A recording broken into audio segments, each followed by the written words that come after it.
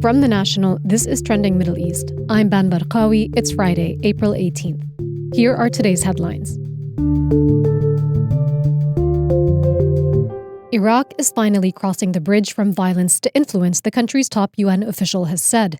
Speaking in an exclusive interview with The National during the Sulaimani Forum, Special Representative Mohammed Al-Hassan said that after decades of violence, Iraq is now on a path to reclaim its role in the region and beyond. He urged the international community to support the country's recovery by giving it the space to overcome its domestic challenges independently. It's solely an Iraqi domain. It's an internal affairs. It's up to the Iraqis to discuss it themselves and take whatever decisions they would like to do. But my advice to the international community is to give Iraq a chance on this. This is an internal issue they know. They know their best interest more than anybody else.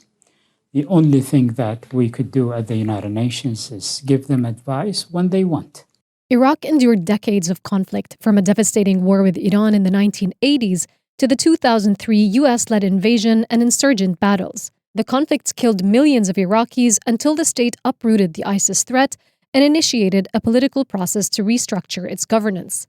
Now, Iraq is slowly mending ties with its neighbors while carefully balancing relationships between rivals such as Iran and the US. Certainly, Iraq today is more in tune with the international community than a few years back. Rest assured that Iraq is not a marginal country. Also, it's important to note that Iraq is a founding member of the United Nations. It was also a member of the League of Nations. So we're talking about a country that is at the heart of the Middle East, at the heart of the Arab world. Iraq has been even more active through hosting some of the meetings, through putting their views forward on how to resolve this crisis. So I am very optimistic about the role of Iraq when it comes to the crisis, not only in the Middle East, but beyond. EU officials are working to combat rising anti-Muslim sentiment, a senior anti-discrimination official has told The National. The European Commission's co-coordinator on combating anti-Muslim hatred, Marion Lalisse, said both Islamophobic and anti-Semitic hate crimes soared in EU countries following the Hamas-led attacks on southern Israel in October 2023 and the subsequent war in Gaza. Officials are now pushing for better policies to prevent incitement. The National's Lizzie reports. Part of what they're doing is trying to get member states to implement what are mandatory rules and regulations around combating hate speech online.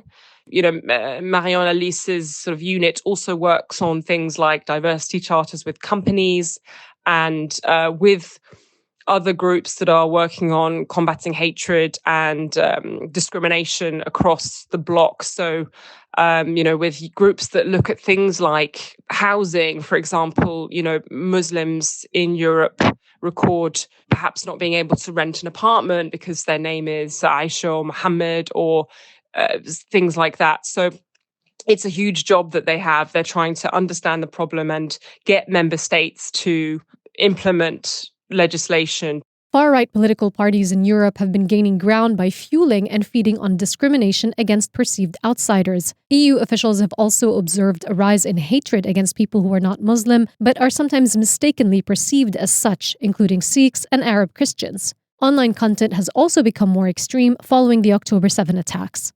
A lot of the sort of anti-Muslim hatred that's going on is based on people, particularly since October 7th, conflating all Muslims with political Islam and Hamas. And obviously that's not correct.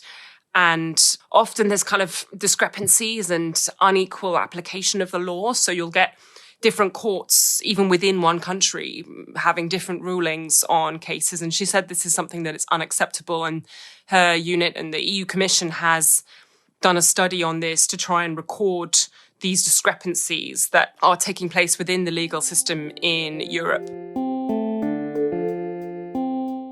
The UAE has gathered genetic data of more than 800,000 Emiratis in a major stride to combat disease before it strikes. The announcement was made during Abu Dhabi Global Health Week, which came to a close on Thursday. The new figures mark a significant increase of more than 200,000 samples collected as of June last year. All of them are given voluntarily and remain strictly confidential. It's part of the Emirati Genome Program, which launched in 2019 as a nationwide drive to protect the health of citizens for generations to come using precision medicine.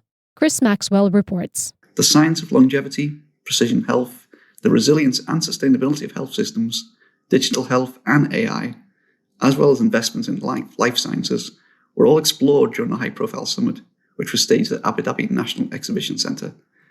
The event served as a critical gathering place for the world to come together to address pressing healthcare challenges. The Emirati Genome Program, which is a cornerstone of the nation's health strategy, was in sharp focus as collaboration between the Department of Health Abu Dhabi, the Abu Dhabi Investment Office, and pharmaceutical giant GSK was announced.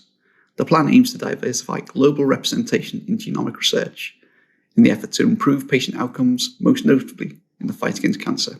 Abu Dhabi Health Week also highlighted other investments in preventative medicine and specialized treatment facilities in the country. A new high-tech facility to tackle cancer will begin construction next year, and the region's first center to detect Alzheimer's early will open this year in the UAE. The Emirates has opened the region's first centre to detect Alzheimer's as early as the age of 40, all through a simple blood test. It will offer blood tests that can identify the risk of the condition before symptoms appear.